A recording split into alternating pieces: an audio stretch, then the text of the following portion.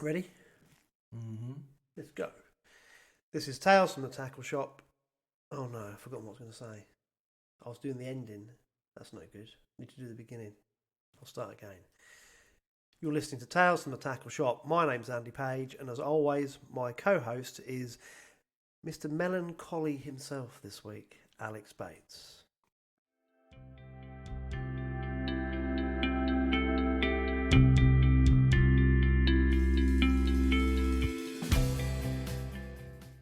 Good evening, Andy.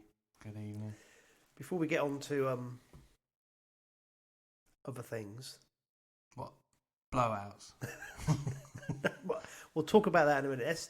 Let's just mention the podcast we did last week, and the little video that I poorly produced, but it was all right. And I think you didn't do a bad job for, first attempt. And we had to do it twice because we ran out of battery and didn't realise. Yeah, I'm going to blame the equipment. My camera doesn't focus very well. Anyway, we did the walkthrough of your tackle shop. Yep. And we had a few comments from people. Again, very, very supportive, which is great. Yeah. And I think you shared it as well on your... Yeah, I've done today, Tuesday, yeah. And it's been quite well received, really. It's nice just for me as well, just to share it on my Tackle and Baits page, because it's a bit boring having the same post, new in stock, now in, and stuff like that. It's a bit boring, but actually a video of going around the shop and seeing what we've got in stock, I think people take note a bit more and actually realise what is in there. Well, I think when I get a bit better at using the camera, and also not making excuses, but the damn thing didn't want to focus. No. I need to practice. We'll do some more. But what I was going to say is, we've got a lovely ground bait section. Yeah. Which I lost and found. That's and good. Lost and found again. And I think what we'll do, we'll put the ground bait section straight on the podcast now. Yeah. And then because I found the video section to it, which I'd lost several times, we'll also stick that on the YouTube channel as well. So I think what we'll do, if we go straight into the ground bait section, and then we'll talk about other things afterwards. And I'll give you a big cuddle and a kiss and cheer you up as well. That's right. It's only fishing. Alex, you bored me with platforms. Bored you? Oh, there's so much stuff, it's unbelievable. So, you've been dying to do this one. Ground baits. Ground bait. I mean, it's a minefield, isn't it? I mean, obviously, being a shop on a fishery, we do a lot of commercial fish meal ground baits. But obviously with the drains, we don't use fish meal. So, Census are the main ones, Van den Einde, bit of Hinders. We also do a bit of Spotted Fin, the new Spotted Fin range. I mean, obviously the Boland that we've talked about, and obviously Turbo, which is fantastic ground bait from Van den Einde. But we'll start with the top shelf, shall we say? So on the top shelf, I've basically got lake ground bait. Just because it says lake doesn't mean it's just you use it on a lake. It's a really active mix. Skimmers love it. Roach as well. They do a sweet fish meal, which is that one. A lot of anglers use that for skimmers and roach on commercials that see a lot of fish meal. You got red, natural, which is obviously the main original lake, and then black lake, which is now back in stock again in the new packaging. Really active. A lot of anglers, if they're using bloodworm and joker, use Leam and lake. Venues that are quite shallow, sort of a bottom-up ground bait, really popular mix. And then obviously there's the French style packaging, which again, Etang Noir, yellow, which is jaune, and then fine mature, which is a really fine version of the original lake. Lovely mix. If you're fishing for small fish or venues that have been fished to death, then the fine mature is a good mix to use.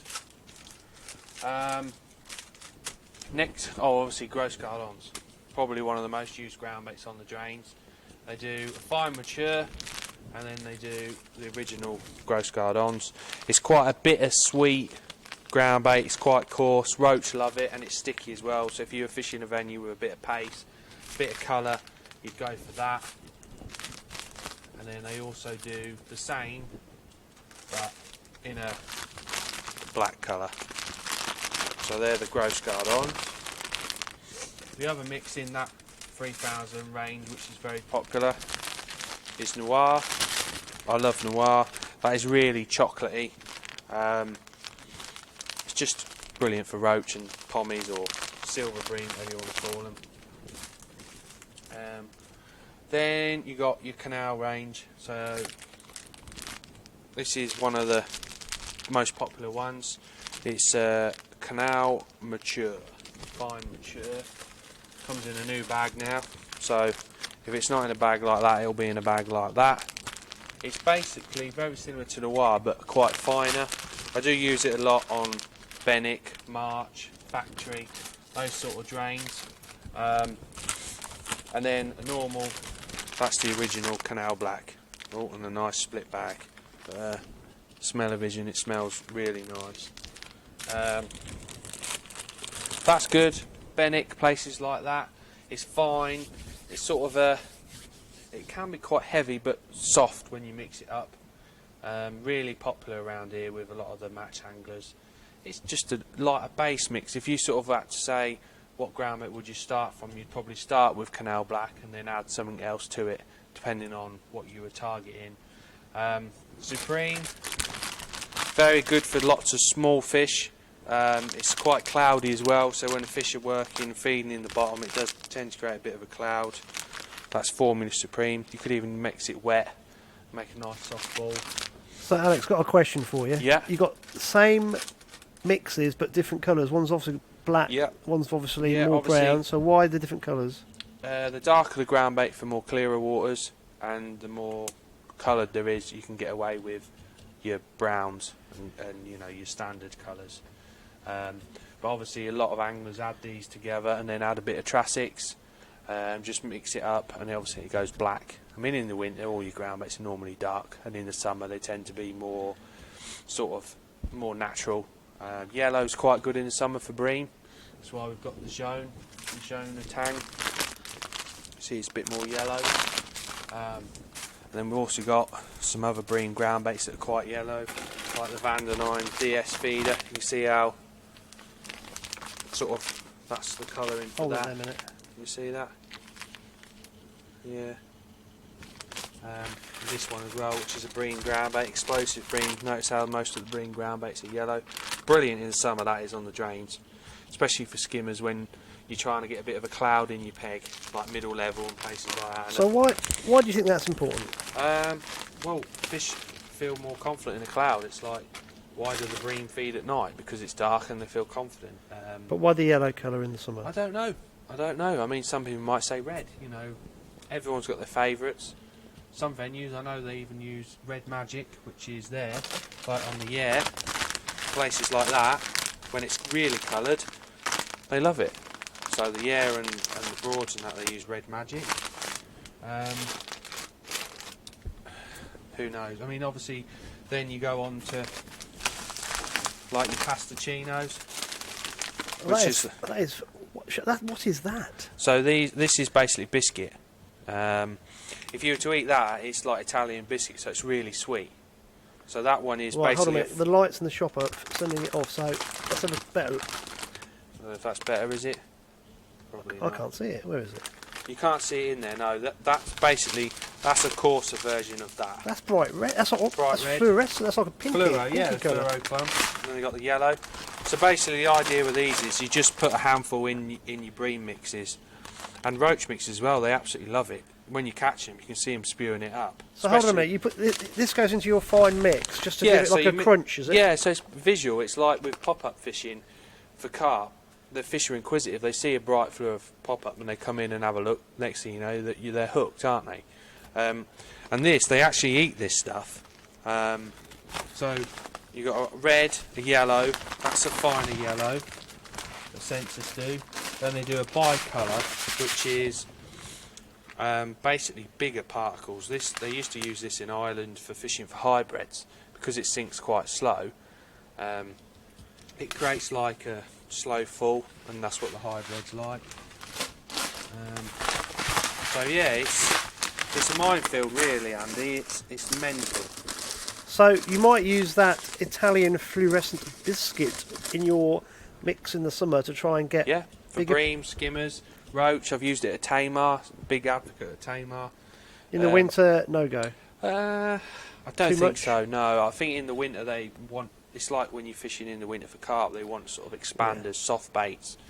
But there's probably anglers that do really well on it. I don't know. I haven't really tried it in the winter, so I don't really know. But that's more of a in the summer, springtime when we come to the feeder fishing and bream fishing. They sell loads of them. It's crazy. Yeah, they work. Definitely works. I mean, going back to the lake, they do a super black range census, which basically a lot of the ground baits, well, that say they're black. They're just dyed, but after a while the colour washes out. But this is made with all black ingredients, so it always stays black on the bottom. And these have been really, really popular. As you can see, they do a canal and they do a roach, but Census are out of stock of them at the minute. But I think they're coming in this week, so they're quite popular. Yes, you have a gap in your shelf. Yeah, I know. That's the sign of a good bait. Well, it is, yeah. This is a good ground bait. Sell a Put lot a bag of of this. peas. It looks like it. No, it's the Frenzied Match Black. A lot of hemp in there. It's quite an active mix. It's got a bit of biscuit in there. It's just brilliant for the drains, especially for roach fishing. It's really good. So going back to the bream ground baits. So this is more like your summery mix. Magic, brilliant ground bait. Really good for skimmers. That has been around a very long time. Yeah. Yeah. Yeah. Was that Van den Eyden at one point? No. Van den Eyden do That's the special. one. That's the one. Yeah. Special, yeah. That's your, Alex, I used to use that when I was match fishing. well, a lot of shops don't stock that. It's gone Smells out. beautiful. It is nice, yeah. Magic's really, I don't know, it's different. It's really different. So you've got Magic Natural, Magic Red, and then the obviously Magic Black is very aniseedy. Yeah. That might be the one you were thinking of. No, it was the Van den Eyden, that one down there. Yeah. Used to use that one, and we used to use. Super Cup. Yep, and that one. Yeah. That's crazy. Well, it just shows. The packaging's changed over the years, but the ground bait should still be the same. Yeah. So yeah, they're more like your skimmery mixes. Pigeon poo. Yeah, pigeon poo. DM. Sell some of that. Yeah. It's mad. Copra. That's like coconut. That's good for small fish. Explosive Brem, Dutch feeder. Bream 3000. See how yellowy that is? Yep. I mean, this time of year you wouldn't use that, but give it another 2 or 3 months and they'll all be onto that. So we'll go down to the next shelf. We've done the Pastoncino. Obviously they do a yellow, a red. They do a bicolour, which is the two mixed together, which are the quite big chunks. A piscine. That is like a sweet sort of, it's good for roach and skimmers. Ooh, too far away from the camera. Pigeon poo, super crack. That's got a lot of coriander in it. It's a real nice mix. They're all very similar. Everyone has their own favourites. I would say similar. What would I say that's similar to? It's not like lake. It's like probably a canal blackie lake sort of mix. There's quite a lot of coriander in there. Obviously Super Cup, tried and tested. That's the black one. Really nice mix. World champion. That's quite a heavy mix, and you can see it's coarse. It's more of a river mix rather than a drain mix. Secret. Now that Is a secret. there. Secret, a little bit special. Brilliant ground bait. A lot of anglers use it as a binder, but roach love it. It is really good ground bait. Special is more like your surface ground baits, so it's nice and fine. I mean, you can see that one there. That's surface. So if you're fishing in the summer on the drains for bleak or rudd, anything comes up in the summer when they're feeding that top sort of layer. And again, with special, that's what they're designed for. Basically, create a cloud and not feed too much. Super Match. Changed packaging. It used to be in a 1 kilo bag. Brilliant ground bait. That's like your canal black equivalent, but Van den Eyden do. And then Turbo.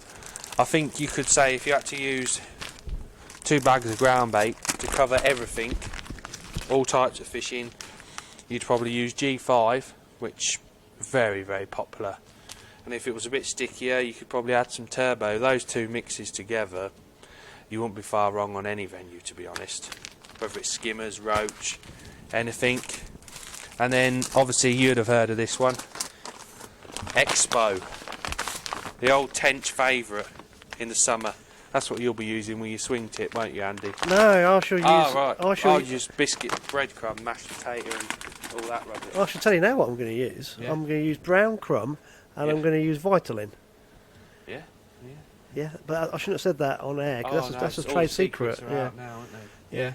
Then you got the hinders, what Polly's been using. We talked about in one of the podcasts earlier. I think it was the second one we ever did. He uses that one in Ireland. And then you got his more finer version for the drains and that this time of year. And then his punch come with a little bit of aniseed twist. And then obviously his carp mix. Then you got obviously blood meal, brasem. You'll be adding that to your Vitalin, surely. Got No. A bit of that. Oh. No, I shall. I might put some secret fish oils in it. Yeah. Strawberry. Then we got obviously your Pro Natural range of ground baits from Bait Tech. We'll leave that ground bait section there. In reality, I had videoed that section plus another 7 or 8 minutes. We were going to make a YouTube video out of it. Somehow I've managed to mislay the video part of the recording. I don't know where I've put it. I probably deleted it by accident. Alex is not best pleased, if I'm being honest with you, but I won't tell him. The truth of it is that in the tackle shop at Piddly, Alex has got a massive range of ground baits for both naturals and commercials, and it is absolutely spellbinding the different types of ground baits that you can get, combine or do whatever you like with. So really, if you are into your different types of ground baits and you want some more advice, the best thing to do is actually get to the tackle shop. Ask Alex, ask his dad, ask his granddad. The range is limitless. They've got everything you could possibly need. And they'll give you advice on what ground bait's best to use for what different circumstances. Right, Alex, we need to talk about the inevitable. Yeah. Are you ready? Yeah, I'm used to it now. It's Tuesday and every other word is, we didn't draw very well. We didn't draw very well. It gets a bit boring after a while, but it's been well. Obviously, last week's podcast was very positive and leading up to the Winter League final, and everyone was prepared, and everything seems to be going in the right way. And like we said, you got to draw well, and half a draw we'd have a chance. And we had a nice team meeting on Thursday at the Curry House in Whittlesea, and it was all positive. And Saturday morning, obviously busy Friday with teams coming in buying bait and bits and bobs, and Saturday morning 7:30 was sort of, come on Josh, hurry up, we need to draw. Everyone's buzzing, you know what I mean? We couldn't wait for it, and we worked out what sections were what from the pegging. Basically, they just switched the pegging round from last year, so what was A was now J and K on the drains. The pegging at Decoy had been done by Tony Evans, and he's done a pretty good job, mate. I don't think they could do anything better. And so he was quite confident with the set of pegs at Decoy, obviously weather dependent. And anyway, the drains team were all at Wetherspoons in March, and the commercial side were Wetherspoons at Whittlesea. So Josh went and did the draw, posted it on the team chat, and straight away they went, "Oh, Alex, you're A12." And I could have cried. I said to my dad when we'd found out where the sections were, I said, "You watch." I said, I would have took anywhere on the whole match length apart from the last 6 pegs at Factory Bank. He said, "How do you know that?" I said, "Dad, I know that is where I'll be, because B section is 20 foot, so A will have to be on Factory Bank because of the split." You won't. I said, "Dad, I'll be A11. Anyway, A12 I got."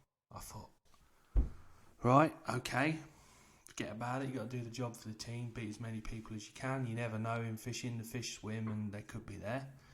Anyway, next peg was C&D, Sam, through middle of the sea. Again, didn't really fancy that at all. He was in the middle of the tough section, so you weren't fishing for a big weight, but you always felt that maybe you could catch an odd tench or something like that if you were a bit lucky. So we thought, well, that's not too bad. You know, it's not brilliant, it's definitely not great. Next section was Gav. He drew our best peg, which was on the end of the turning bay, leading up to the bypass. So we was quite comfortable with that. Then next angler down was Rob Hewson. He drew absolutely pants as well. He's done well, really. I mean, he's drawn 3 below the Health Centre bridge, and basically he beat the 2 above, which are both mega pegs. Everyone round him, and basically as soon as you get to the slipway going towards behind the swimming pool, most of them beat him. So he couldn't have done any more really from that. And then to top it all off, Ray Malley drew slap bang in the middle of the Narrows, with his section going to the right, and with the weather conditions, it's the most open part of the whole of the river. So to say we were gutted is an understatement, really.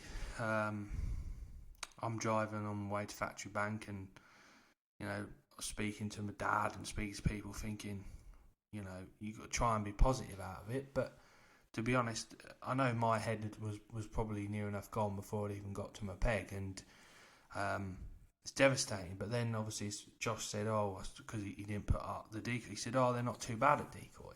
I'd heard we'd got Beastie 24, which normally is the best peg on Beastie when it's freezing cold. But obviously with the weather changing, it was like 13 degrees wind that was warm, a warm wind, and it made decoy fish a bit different. You know, pegs you'd necessarily didn't want, you wanted, because the wind was pushing in those areas, and it fished a bit different. So, I mean, team-wise, you know, I mean, on the Facebook poster, but I think you probably heard a bang at 7:35, and that was our Winter League campaign over. But, you know, you sort of have to be positive, and you never know. Fish swim and stuff. So, I started my match, and after 5 minutes, I knew exactly what I thought was correct, and I'm fishing down the edge trying to catch micro perch just to try and beat the anglers around me. And all the time I kept thinking, you know, keep looking on your main line, see if you can nick a few fish. Was there anything there at all? All there was perch, and then there was you call them wasps? Yeah, little wasps. Yeah, they're tiny little things. I had about 45 of them. Yeah, and the lads to my left did it most of the day. And there was a little window. Pete Duffy on my left, he caught a roach out of nowhere, like 4 ounce, 5 ounce. I thought, that's encouraging. Do you know what I mean? All of a sudden I felt warm again. I thought, hang on a minute. I knew I was never. All I had to beat was we called it the crash barrier section. There was like 5 of us. Was there 5? 6 of us all on the crash barrier, and basically you were fighting for 10th place. Whoever won. It's really narrow. It's not particularly. It's narrow, but it just normally, like other years, that's where you want to be, because it's a little bit narrow. There's a bit more cover over, and like before Christmas, that's where you want it to be. There was loads of roach there. Yet the last 2 or 3 weeks on Factory Bank, it was, you know, obvious that was awful. As soon as you got to the crash barrier, it was like roach disappeared, and all we caught was perch from then on. And anyway, Pete Duffy caught this roach, and I thought, I don't know. I went on my roach line, run through about 5 or 6 times, nothing. Changed rigs 3 times, depths, everything, hook baits. So I cupped in some more ground, but I was a bit reluctant to, because, you know, not many fish about. You don't want to. Anyway, I double cupped it, so as if I started my match again down the middle. Yep. And left it. Went on it after 10 minutes, and first run through it went under. Struck. Freeze elastic. I was only fishing half gram rig because it's flowing quite hard. I was just itching it through nice and shipping back, and then just as I've come to net, it was a nice 4 or 5 ounce roach, similar to the size what Pete had. It come off the net. I could have cried. And you can imagine every displeasure under the sun come out, because you thought, oh my God. So I was wounded. And then there was a little window there for about half an hour. I think there was some fish just moved through. Whether they come from the left or right, I'm not too sure. But I had 6 roach, which were probably 1.5 ounces, 2 ounces each. And I just I thought, oh, hang on a minute. If these start to show, I can perhaps end up with 1 kilo, 2 kilo, which would have been unbelievable in the day as it goes. 2 kilos worth, like, I think 7 points. But here nor there, really. Anyway, the fish disappeared, and so did my chances of doing any good. And just going around the houses trying to catch a few perch and different bits and bobs, and I hadn't really heard from anyone how we were doing as a team. But you do know when you just know that it ain't gonna happen today, and it didn't. But team wise on the drains, I think we come 14th out of 30, so we were just above halfway. But decoy, I think we were like 26th, 25th out of the 30 as a score. So we had a cricket score basically, and you know, when you've spent hours and hours prepping just to qualify for the league, you know, there's 12 matches on the trot or 11 matches on the trot just to get the opportunity to be in the final on local venue. You know, everyone's there to win, and it was just like someone just punched in the stomach because we wanted to win so much. And you know, we've had team meetings. We're a proper team. You know, we're all mates and stuff. But what can you do about it? I didn't really see the drain guys. Considering your absolutely bum draw, you did amazingly well. So well, no, not really. I mean, well, you did. 14th is no good, is it? No, but I'll tell you a story in a minute about. I went down Saturday and I was talking to Rob, and I actually went down on his section. Yeah. And looking at the weights, but I thought you drew better on decoy, but was decoy a really bum draw as well? Well, the way it was pegged at decoy was meant to be fair, and in normal conditions it would have been, but because of the wind, we had a peg on decoy, Damson 14, which Steve Winters drew in the corner, and because there's not that many pegs on Damson anyway, it doesn't normally get put in, but it's put in because they have to get the peg numbers on there. So that was a no-hoper. Josh drew 24 Beastie, and he won the match the day before. They had an open match on Beastie, and he won it with 60 odd pound, and he was well confident, you know, that he sorted it out the day before, and pretty much sort of thought that it's going to be pretty fair on there. He blew out. I think he had 20 odd kilo, beat everyone with their back to the wind, and everyone that had wind in the face or blowing into him caught some fish. So this cart basically moved on the wind. Yeah, like as if it was summer. That's crazy. It's mad because it's been so warm. I mean, for example, John Weekup's been fishing Raven today at Rookery, doing a feature for match fishing, and he's caught shallow. They've come shallow in February, even though it's freezing cold. So the fish are getting ready to feed. We just need this weather to do one, and I think you'll see some big weights everywhere. But yeah, so Jimmy drew middle of I can't think where he was now, middle of his lake, which was no good. Beat everyone round him. Adam drew on Oak, and Oak's a very peggy lake. Oak 20 is the peg. I think Chris Barley might have been on, and he had like 80 odd kilos. Goddard drew 25 Six Islands, which normally is a good peg, but because of the wind, he couldn't fish it properly. Like, couldn't fish long. He's had to sort of fish a little maggot feeder and different bits and bobs, and he struggled. I mean, he's beat everyone down his end of the lake. Another classic case in the smaller bowl, whereas everyone down the other end has all beat him. So that's just how fishing is some days, and there's nothing you can do about it. No. So. No. Can you explain to me, the draw absolutely fascinates me. Right. Because you've got half your team here, Yeah. and you have your drain team here, Yeah. and your decoy team at Whittlesea. Yeah. So, the way I understand it is that there are 30 envelopes because there's 30 teams. That's right, yeah. And each envelope has the pre-drawn pegs in them? I think right? so, yeah. Right. So, it's then random of which team gets which envelope. Yeah, so you just pick the envelope. Okay, and then who...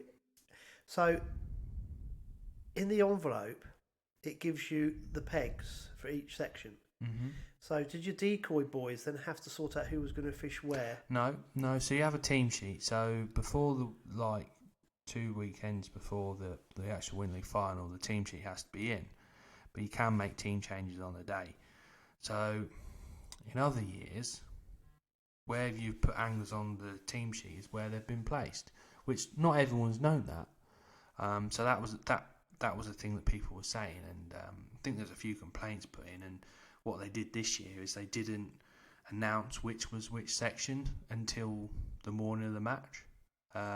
Okay, so your team are given pegs and sections, but you don't know which sections are which parts of the lake or so the it was a little bit confusing this year. Normally, A section has been March Wigstons. I'm trying to work this out in my head, Alex. So let's go back to you got two teams. Yeah. You got your teams in two different parts. Yeah. So normally A, B, C, D, and E was on the drains. Okay. So you 5 anglers that fish the drains put in whatever order on the team sheet, right?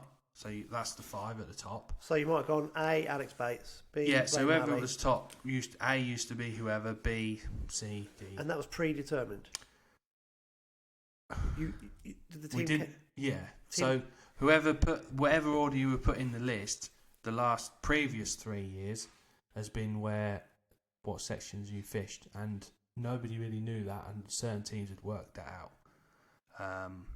So they were, tactically putting anglers where you feel they're strongest. You know.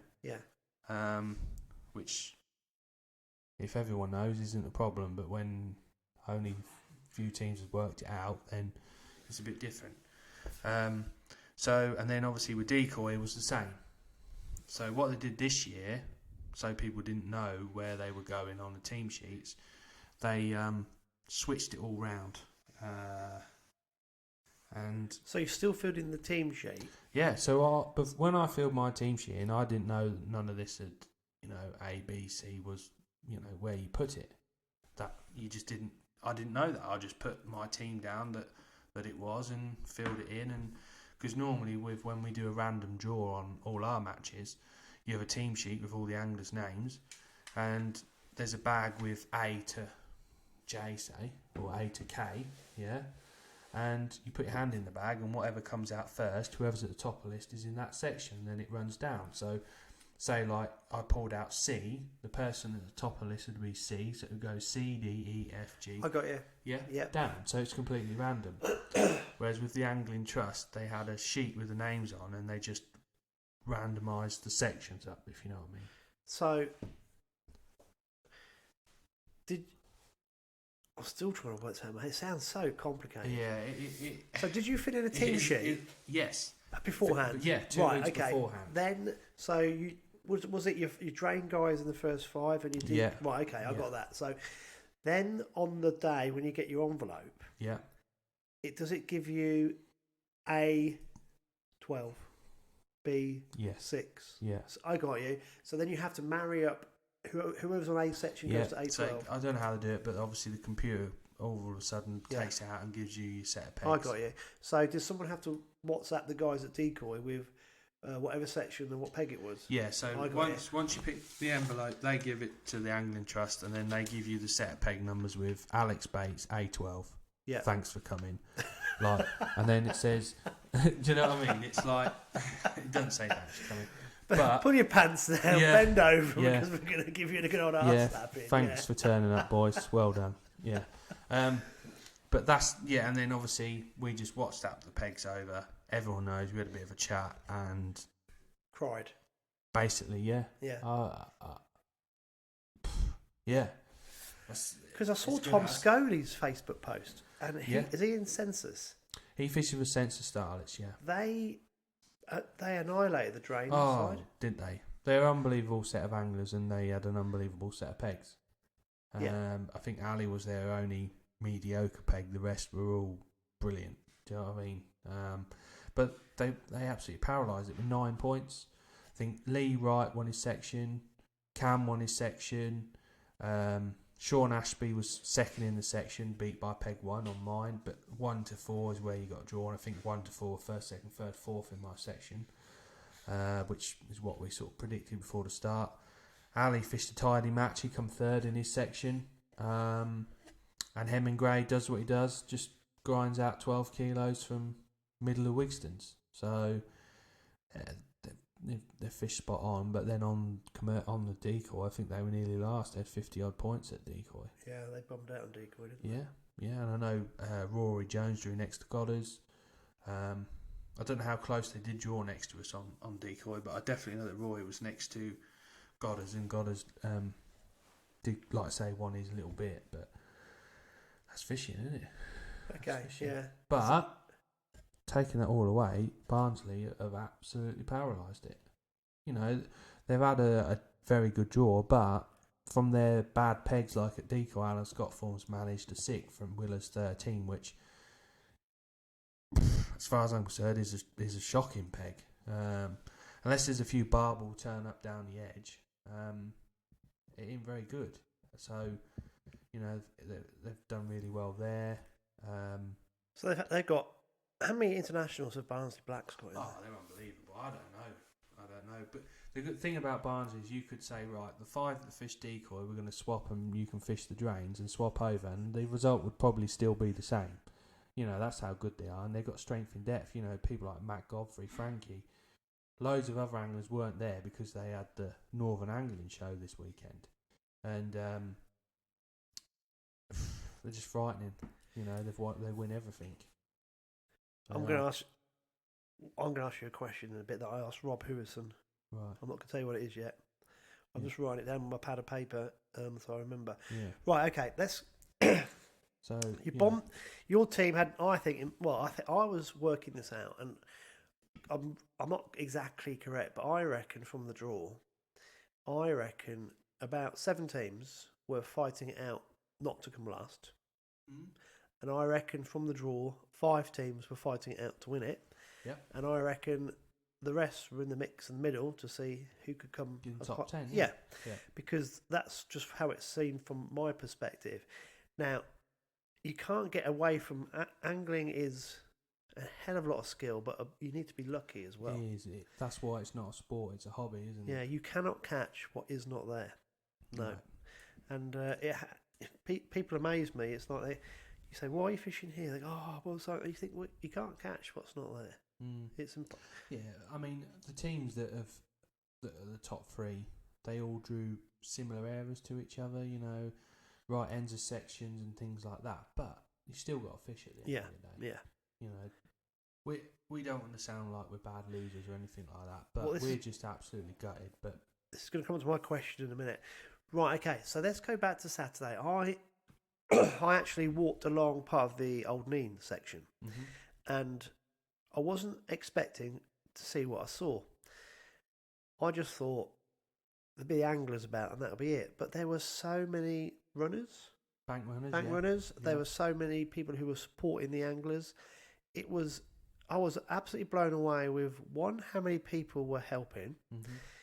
2, how many local anglers were interested in what was going on. Yeah. And they were quite biasly supporting tackle and baits, which was great because that was really nice speaking to them. Yeah, that's been brilliant. You know, we've had a lot of comments about that. So that was awesome. And 3, how many people were involved in the whole mechanics of the day? I mean, not even counting the organisers, but I was just thinking about all the people who were there watching, supporting. Local pub was absolutely rammed, couldn't get a table for dinner, and I reckon over a third of them had fishing jackets on. So obviously they just tucked in there for lunch as the match was progressing, and it was just an awesome day. And it was just, from a pike angling perspective, where everything's so secretive and it's sometimes it does you nut in. This was lovely. It was a really, really positive environment. And at the end, I stayed with Rob and I went back to see him afterwards, and I actually followed the weigh-in. And that was really interesting watching because the guys, let me get this right, upstream of him, so to the left of Rob, which would have been Health Centre Bridge and just beyond, they struggled. But they still managed to get 2 kilos. And when it started to get to where Rob was, it suddenly went up. The guy next to him had 3 kilos. I think Rob had 3 kilos, 780. And he had beaten everyone around him. And I kept walking down. I think he'd beaten the next 2 guys to his right, which they should. It just gets better. Yeah, it gets better. Now, this is where it really blew my mind. One guy then had 3 kilos 800, so beat Rob by 20 grams. Yeah. So we're talking, what, 2/3 of an ounce, just about. So one fish. And also looking in the nets of the fish, this was interesting. I reckon Rob had more fish than most people. Yeah, I would say there were more roach, and as you went nearer the town, there was more skimmers. Yeah, and the bags changed as the makeups of the fish, and you could physically see that one or two anglers perhaps didn't get as much out of their pegs as they should have done. Possibly, yeah. And then one guy had 9 kilos. Yeah, James. Lovely bag of skimmers. Yeah. And then I think the next highest weight was 5 kilos. Yeah, I can't remember. James absolutely paralysed. Yeah, that he has. section, Yeah, he's absolutely pounded it. Well, and, he fishes for Image, and he knows the venue like the back of his hand. Right. And he's a very good angler as well. Yeah. Yeah. So it was interesting just watching. Obviously, I was a bit biased, but if I'm being honest, Rob had fished a fantastic match. Probably caught more fish than anyone else in that section. Can't help the fact that he hasn't got the bigger fish in front of him. And I think that shows the calibre of anglers you've got in your team. It was really, and just while watching the weights, but it just showed that it actually spelt it out to me how peggy it is. Yeah. And there's not, I think he was saying, it's just damage limitation. You've got to try and come as high up in the section as you possibly can. That's all you can do, yeah. I mean, like with me, deep down, I lost that roach, and I know that would have won me the crash barrier battle, as we called it. Crash barrier battle. Which, if the rest of the lads had drawn a bit better and we were in contention of doing really, really well, that would have made me feel even more gutted. Do you know what I mean? Because even though you've drawn terrible, you're fishing for a point. Do you know what I mean? That point could make the difference between coming second and third, or winning, or coming. So you're giving it your all, and you've just got to do the best in your area. And I think maybe the draw got to us a little bit, and especially me. I mean, I'll accept that it did get to me. I'll tell you what, mate. I've been no good as a match angler these days, because the last proper match I fished was on the Trent. I must have been 17. It was for Whiz Beach, Division 5 National. Right. There was 80 odd blokes in my section, and 50 of us blanked. Over 50 of us blanked, and you're going to cringe now, but there was minnows at my feet in the slack water, and I would not go for them.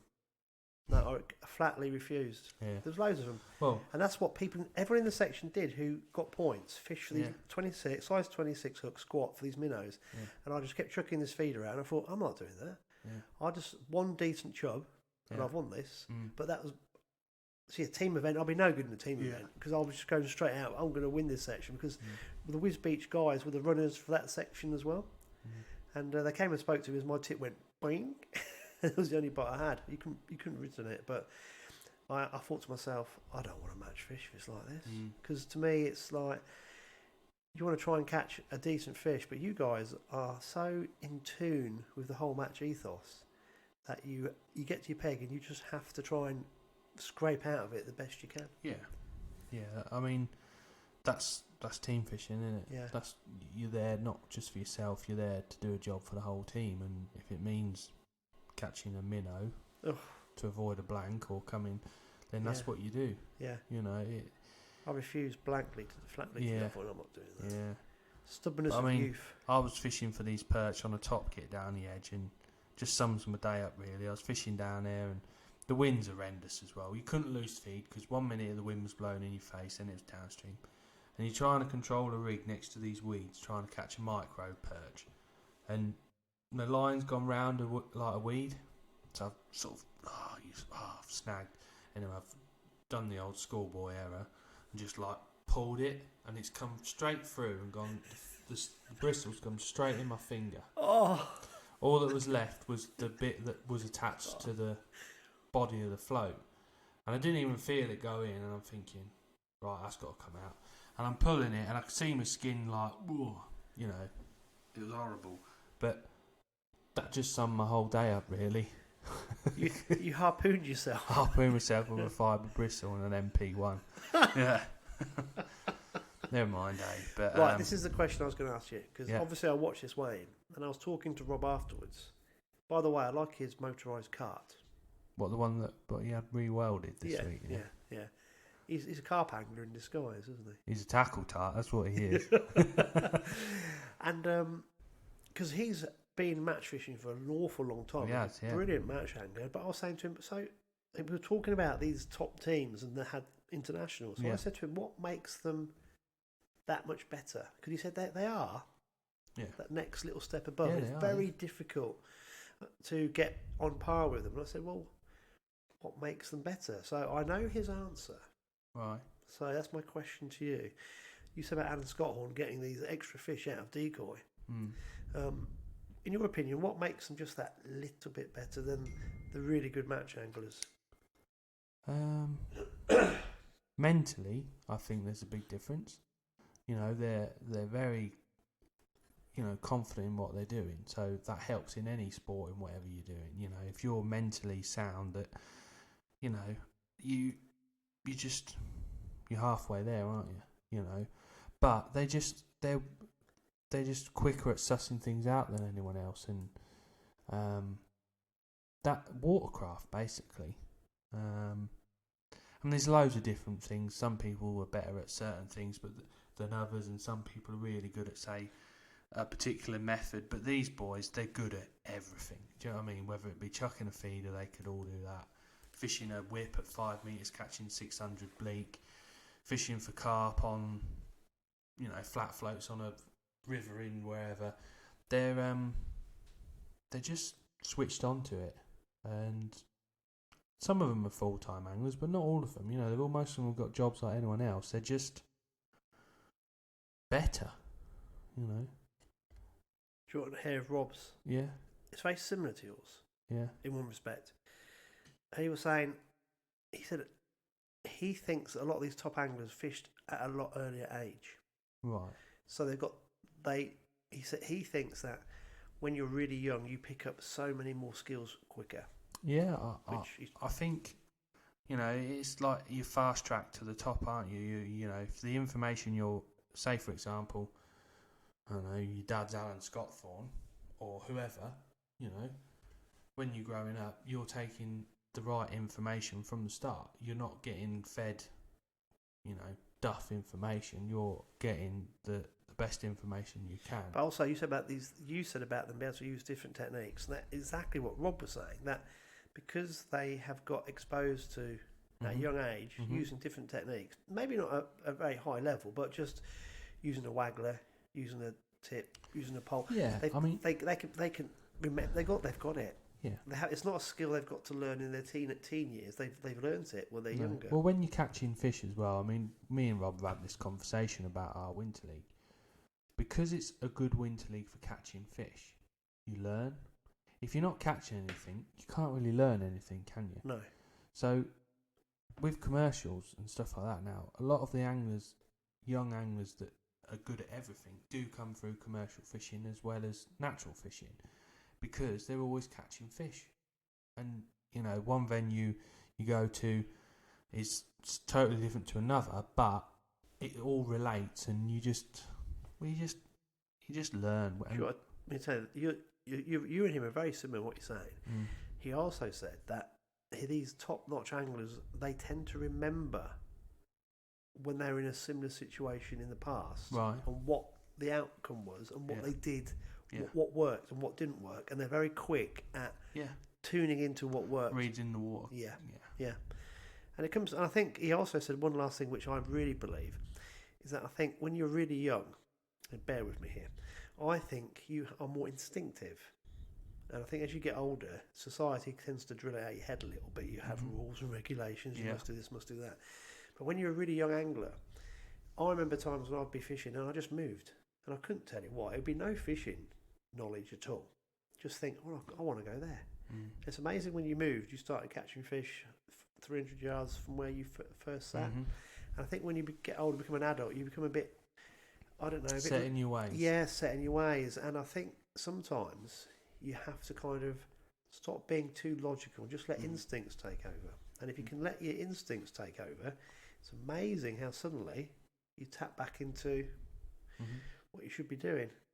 Obviously, you have to have some kind of skill element within that. But I mean, like, that's why team fishing is so good, because if you look at all these top anglers, they haven't just learned it themselves. Do you know what I mean? To get where they are, they've been in good teams and learnt from the other anglers around them. And you know, in match fishing, anglers like to see a youngster coming through, and you know, they sort of take them under their wing almost, and sort of and learn off it, and then they sort of get to the next stage up, and someone else takes them under the wing, and then next thing you know, they're fishing for a top team, and you know, sharing information and stuff like that. But I mean, for me, I learnt through going to Mark 1. I mean, obviously I learnt a lot off my dad and granddad, and Dad used to take me everywhere, and after a certain amount of time, you sort of, you need the next step up, don't you? And then you went to fish for Mark 1, and then you sort of, if you're keen and willing to learn, team fishing is the best way to get involved, and it's so sociable as well. I'll tell you that you can spot anglers and non-anglers. When I say non-anglers, I mean really good instinctive anglers and more mechanical anglers. Casting. Yeah. You watch someone cast. Yeah. Obviously, with a fly rod, it's really you can see it straight away. But even with a lure rod, you look at people and go, "Why did you do that?" And they've watched it on YouTube, so you think, "Why have you done that underarm flick when we're casting 40 yards to?" But you watch someone cast a waggler. Yeah. Some people can't do it. No. And they can't. If you've got a high bank behind you, you have to pitch the float high, and you have to, as you cast, you have to feather it as it hits your mark, and so that the shot also goes out beautifully behind it. But you watch some people, and it's mechanical, and they do all this kind of like braided feeder fishing technique, but with a waggler. So you're thinking, what are you doing? It's just, you haven't thought about the process. Yeah. And I think you can watch some anglers, and they're very mechanical, and they've learnt things, but they don't understand, I don't think, why they're doing it for all the different disciplines. Yeah, you watch a really good angler, and it looks effortless. Yeah. And the sound of the rod, whatever they're doing, just everything looks effortless. Even when I walked down the towpath Saturday, watching a couple of guys bringing fish in, and it was a bit laboured with one or two anglers. Yet other anglers, everything was really smooth. Yeah, efficient. Yeah, but also not smooth. One or two guys were smooth mechanically, as in, if I do this, this should happen. One or two guys, you could see they could feel the fish on the end, they could tell how big it was, and they were pulling it, unshipping the pole quicker if it was small. Do you know what I mean? It just looked right. But it's interesting watching. You can just tell how some people are a bit stiff with it, and some people just it's like an extension of their arm. Yeah, just natural. Yeah, and you can sit there and watch people fish who are just natural anglers. I just think there's something about it. But it's so obvious when you see people on boats casting flies or lure fishing. And most people are just very mechanical. Anyway, let's move on from that. So I think really, one last thing I want to say about Saturday, I think it was brilliant. I think it's brilliant for the local area. Really, the amount of, when Kai was telling us, he reckons about 70 grand's brought into the area with the winter match fishing. I think that's incredibly pessimistic, because before we went on air, so to speak, you were telling me about some of the guys have come down from all over the country for the last few months, basically. Yeah. So there's March. I mean, if you asked the Causeway Guest House, I think the King Bill, Weatherspoons, all sorts. There's I think it's called. There's a little one down the road from me. There's lots of B&Bs in that have been full of anglers, basically from Christmas. But who did you say had come down? There were some teams you were... Oh, the Leicester lads. Yeah, I think they've been down like most weekends. I think they know the locals better than what we do. They've been down here that long. But it's every Saturday night they've been down for a month, say, and before that as well. And they're spending money in the pubs, in the Indians, Weatherspoons, breakfasts every morning. That's a lot of money, isn't it? Really? Yeah. A lot of money. Bait, yeah. Tackle, yeah. Fuel, the whole thing. It's an amazing outlay from people. But I think the area must really. People perhaps don't realise how much support the match angling gives the local area in the winter. No, incredible. I don't think people realise. I think they. I didn't. before we they started just doing think, oh, there's another match on. before You we know, started doing the podcast, Alex, I had no idea. Yeah, I do feel a bit for some of the people that live near the river, and at 8 o'clock in the morning, people are getting their kit out of the vans and stuff like that. I do feel for those, but you got to have somewhere to park. You know, it's not fair that you got to park somewhere, haven't you? And as long as everyone tidies up after themselves and leaves it clean and tidy, I don't see there being a problem. Oh, with there's no anyone. problem at all. I mean, if people have got a problem with that, then they've got nothing better to do in their lives, really. No. Right, okay, let's put that to bed then. Yeah. That was, So do you want the results from the Winter League final, the full results? well, I suppose we ought to. Yeah. Well, I think one team did incredibly well, didn't they? Yeah, so team-wise, Drennan Barnsley Blacks paralysed it with 31 points, which is last year Borden had a really low score, and this year they've beat that. So 31 points is an average of 3 points per angler. Yeah, that's amazing. So they've come on average third in each section, Yeah. which is phenomenal. Yeah, unbelievable. I mean, we said on Thursday, aim is to be top 4 in every section. That's what you need. 40 points or win it. Yeah. And they've won it with 31. Wow. So, yeah. Daiwa Dorking were second with 50 points. There's a bit of a steward's inquiry on the actual day of the match. Oxford were announced second on 50 and Dorking had 51, but they've sorted it out now anyway. Dorking comes second on section wins on the day, so they had 50 and Drennan Oxford were third with 50. Fourth was Preston Innovation, Sonu Bates, Northwest. That's a bit of a mouthful, with 54. And then Daiwa Gordon League were fifth with 56. So the top second, third, fourth and fifth got 6 points between them. Yeah. Wow. Yeah. And then I think next in line was Ossett with 57. So it's really close. That's what I'm saying about that one fish that I lost could have made a big difference when it comes to the final results. But and then in 23rd place was Daiwa Tackle and Bates. So yeah, a bit disappointed with that one.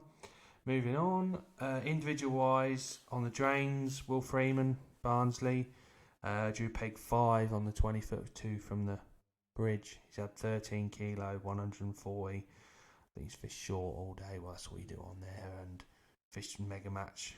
Second was Steve Hemingway, 12 kilo, 300 from Wiggy's Bridge, 2 or 3 below the culvert. And third was the man you see weigh in with 9 kilo, James Draculic.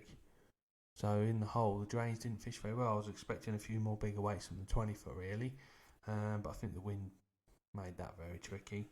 Then decoy, Lee Gibbon, 85 kilo, Chris Barley, fishing for tide chasers, 80 kilo, and I think it's Stephen Bellion, 71 kilo third, lose peg. So what's 85 kilo in old money? That's going to be about 180, 190 pound. Yeah, it's a lot of fish. It is a lot of fish. Yeah, there's a lot of fish. So yeah, they were the results from Saturday. Obviously not the ones we wanted, but hats off to Barnsley and Dorking and Oxford for getting in the top 3. Yeah, they're brilliant. I'm going to say one last thing, and I'm going to put this into context.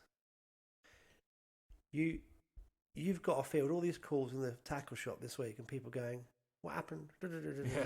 I know. And I should have one on a voicemail. Just play that one.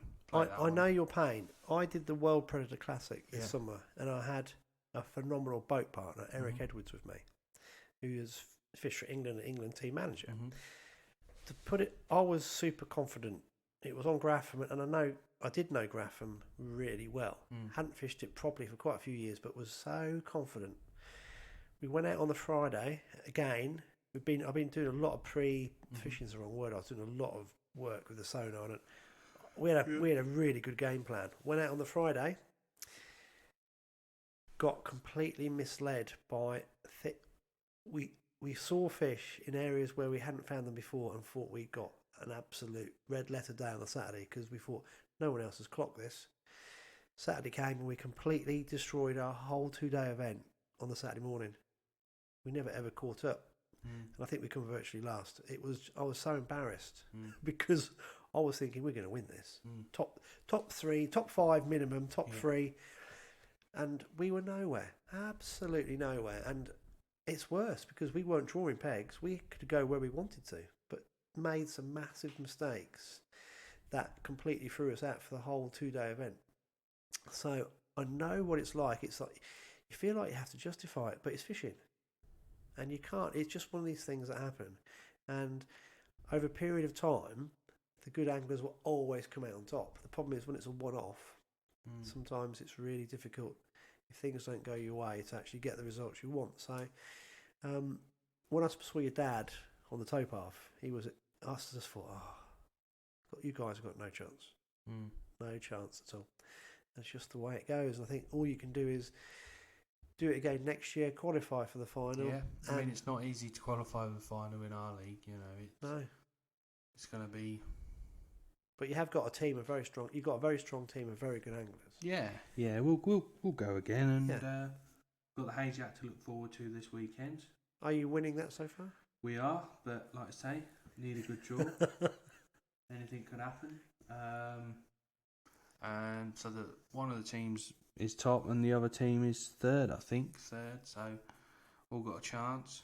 But also, I think if we rewind, to Sunday, you had the pairs match on the Welland and the Glen, didn't you? Yeah.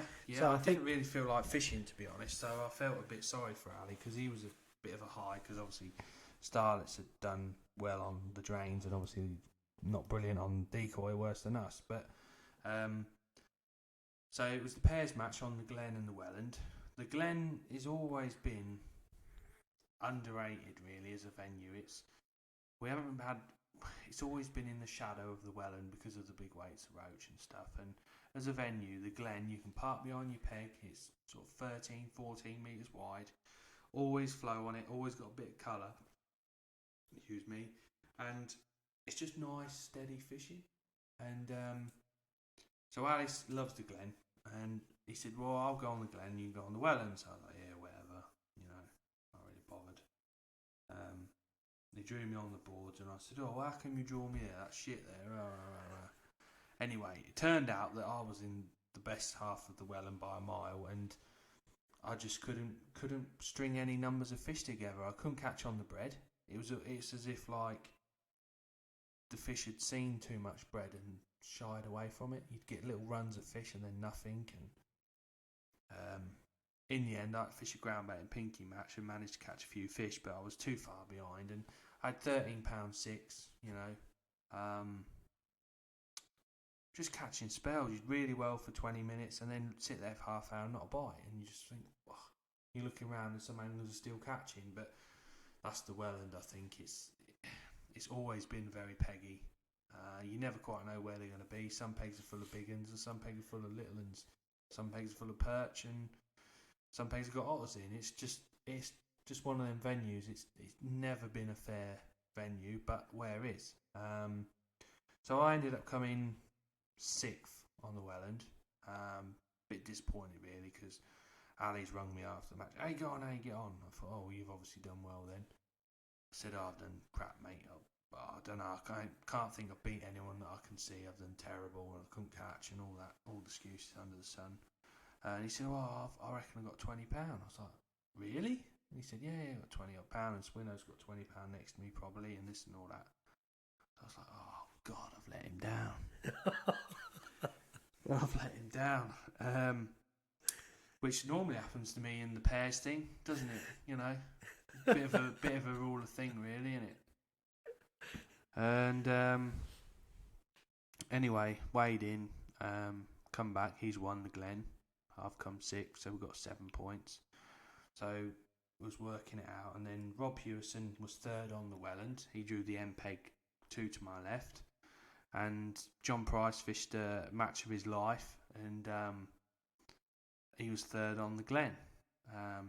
Not many people would say they've beat Sean Ashby and Steve Hemingway either side, so that's a standout performance for me. So I think that's brilliant for John, and that performance deserved them winning the match really. And they had 6, so they had 2/3 on both venues. So they won it with 6 points. Me and Ali were second on 7, and then Darren Davies and Arnold were third with 10. So it was a good match, really. Elliot run a nice match, and hopefully it sees a bit more matches back that way on the Welland and the Glen, especially the Glen, because it is a really good venue. Well, I was looking on Facebook, and I know Elliot. Yeah, Josh Newman. Yeah, Elliot's Elliot's his the dad, isn't it? Yeah, Elliot. Sorry, I'll get him. Josh is the son.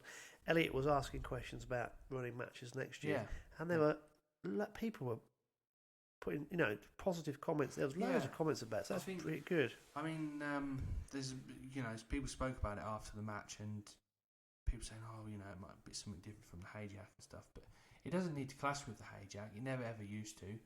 When Spolt used to do the Bourne League many years ago, and when Swinnow run the pairs on there, it all fitted. So every Sunday you had a match, and there's no reason why it can't do that now. There's still the same amount of Sundays, so it should all fit in.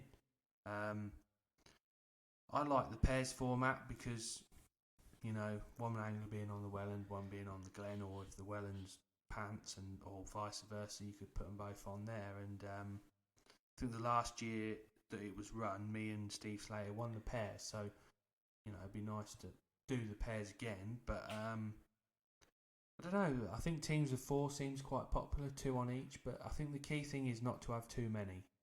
Whatever they decide, I'd probably leave it to probably 30 probably anglers on each venue. So whatever really. But it'd be nice to see. It's something different from, when you're fishing Benwick every week and Factory Bank, and it is nice. Your kit's pretty much the same, and it suits my style of fishing and that. But I do enjoy fishing the Glen and the Welland. It's something a bit different. So yeah, I was looking at the comments, and I think whatever Elliot decides to do, people are going to support it massively. One guy made a good comment. They said, "What about the pleasure anglers?" Yeah, and I thought, well, it's only a few weekends in the winter. But then I thought, well, actually, most guys only have a Sunday free to fish because they're working. Yeah. So the problem is there's a lot of pegs on the Welland, a lot of pegs, and I mean, like this Sunday, for example, they never pegged in the epicentre, as they call it, around the poacher and tax office. They did tax office back towards Chain, and that was pretty pants. But the key thing, I think, it needs to be as early as they can around Christmas, because this time of year now the fish do start to move out. Yeah. I mean, the other thing, the biggest thing, is there may not be no fish in the Welland like there was this year. Yeah. That's why the numbers need to be fairly small, because if there isn't, you can just put anglers on where the fish are.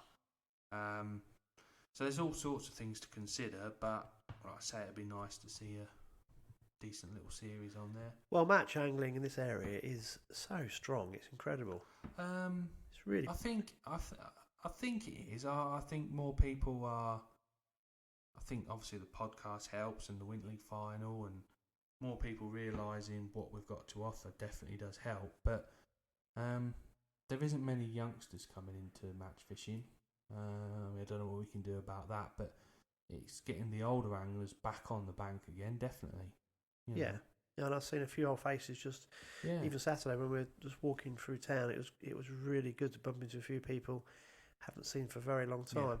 Yeah, the youngster thing, I don't know what the answer is for that, because there's too many variables. I don't know. I just think fishing needs to be trendy. As soon as something becomes trendy, people just flock to it. Mm-hmm. We have got the opportunity to get Jamie Cook on, who's the new CEO for the Angling Trust. Right. So I'm emailing him, and we nearly met up on Saturday, but I'm not sure if he managed to come down. He had another prior engagement with the mullet fishing AGM, which put all sorts of images in my head of haircuts and things. So, but if we can get him on a podcast, that would be great, because he's new into the role. So it'd be interesting to see what the Angling Trust actually do, because I'm so confused.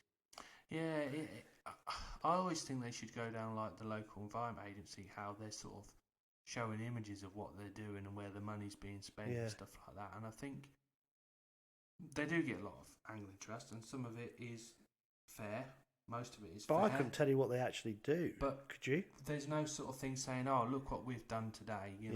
We've helped this angling club from this, do this, blah blah blah. There's no.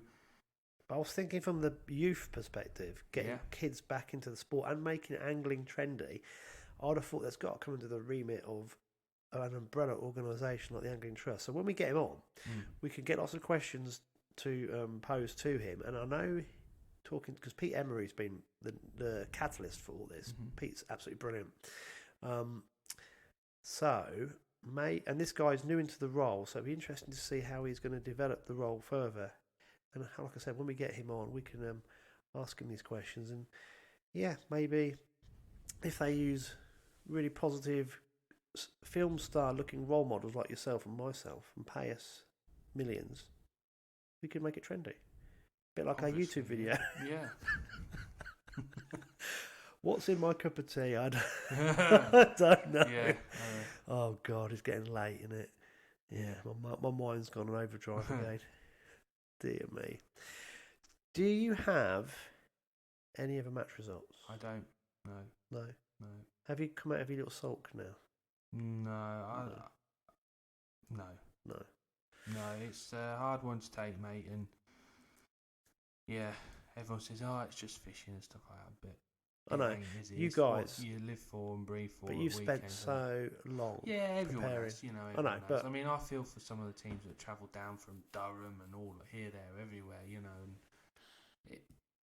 to be honest, I don't think there's anywhere else in the country you could put a Winter League final on that time of year and for it to be as good as it was with the two venues. I can't see it. I mean, the only other option would be probably Lindome and maybe the Steynie or Junkie or one of the big canals up the north, but possibly it would fall into Barnsley's hand even more so. But is it going to be here next year? I hope so. There's nothing confirmed or anything yet, but it'd be nice to think it is. And that's amazing that these foreign teams, because they're not from around here, boy. From up north. Yeah, they have done. Down north. They've done. Oh, they're amazing, aren't they? Yeah. We should. They're class, aren't they? Yeah, we'll sabotage them next year. Yeah. Get your Fen Tiger back out, boy. Yeah. Yeah. No, it's amazing, really, and I didn't realise what was going on until we did this podcast. That's an amazing event. I was really impressed Saturday. It was good. Right, we keep harping on about the same things. February has been weird, hasn't it, weather-wise? Never going to end the weather, is it?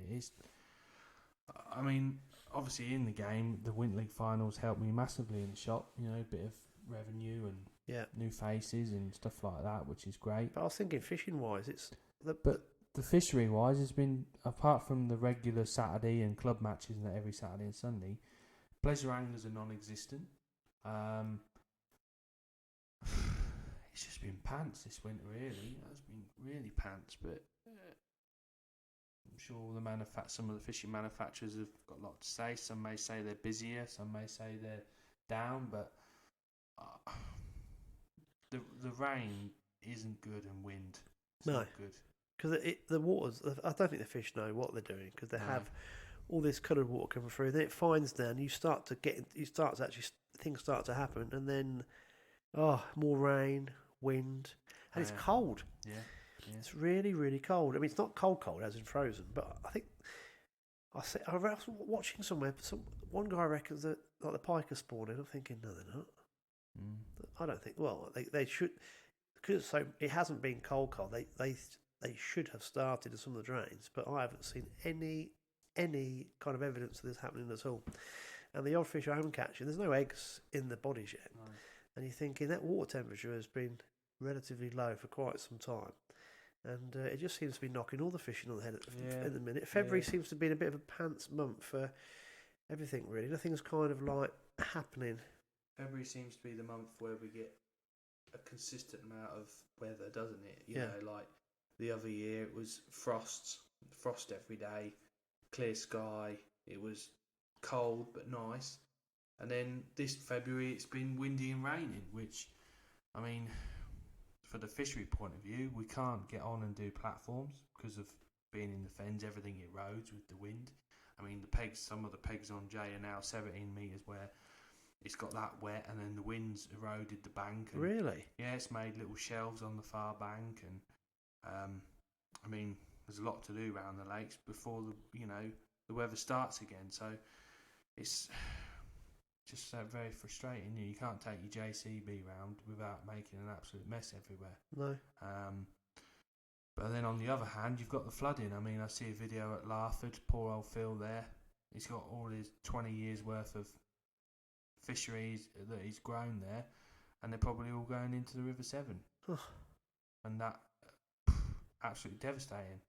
Absolutely devastating. I mean, he's not just the only fishery that's been affected. There's probably hundreds over the whole country. Yeah. And we're very lucky living where we are. You know, we see a bit of rain. Oh, yeah, did it rain the other day? But it doesn't affect us because it just goes straight in the drains and away we go. Whereas up there where they've got proper rivers, everything's funnelled down and multiplied by 10, isn't it? So it is, yeah. The Trent, the Severn, any of those Yeah. catchment areas, they've got it bad, haven't they? The Wye and all that. Yeah. Right, buddy. What have you got left for the rest of the season? Not a great deal because obviously the season finishes on basically the 8th for us.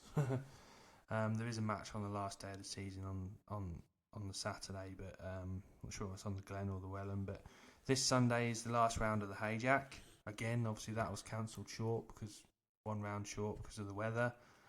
Hurricane Cara, or whatever her name is, thanks to her. Then we got the March Open.